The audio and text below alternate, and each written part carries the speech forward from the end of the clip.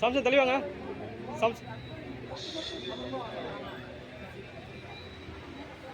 மனிதர்கள் மாணிக்கம் மாசற்ற செம்மல் சேவை செய்தே நாட்டின் சிறந்த குடிமகன் விருதினை பெற்ற என் அகமெல்லாம் நிறைந்த அன்பு தலைவா, பத்மபூஷன் விருது பெற்றாய். பாரிலே சிறந்த நினைவு சின்னமாக உன்னுடைய இந்த கோயம்பேடு சித்தர் பீடத்தை ஆக்கிவிட்டாய்.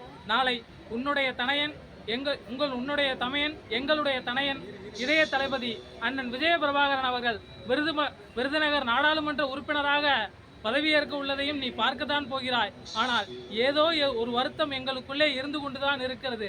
அது என்ன காரணம் என்று புரியவில்லை. தினந்தோறும் கருட பகவானாக எங்களுக்கு காட்சி கொடுத்து கொண்டுதான் இருக்கிறாய்.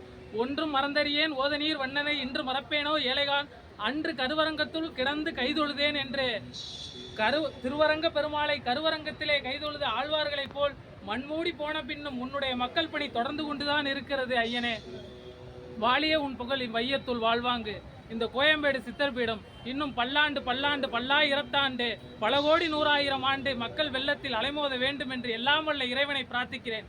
தமிழ்நாடு வாழ வேண்டும், தமிழினம் விழ வேண்டும், இந்த கழகம் வாழ வேண்டும், இந்த கழகத்தினால் வளர வேண்டும்.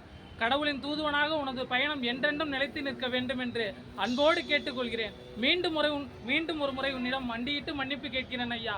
உன்னுடைய மரண செய்தியின் போது மன்னிக்கவும். உன்னுடைய உடல் மரண செய்தியின் பொழுது நான் வர முடியாமல் போய் இந்த துர்பாக்கிய நிலைக்கு மீண்டும் உன்னிடம் மண்டியிட்டு மன்னிப்பு கேட்கிறேன் ஐயா. மன்னித்து கொள்ளுங்கள் ஐயா.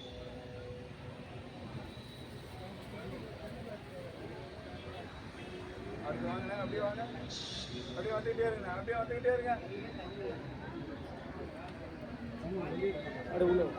போட்டோ எடுத்தா வெளியே வந்து எடுத்துக்கோ.